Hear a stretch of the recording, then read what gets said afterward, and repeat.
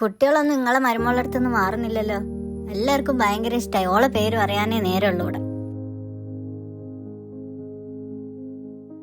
ഇന്നലെ ഞാൻ ഒരു 100 രൂപയ്ക്ക് ചോദിച്ചിട്ട് നിങ്ങൾ തന്നോ?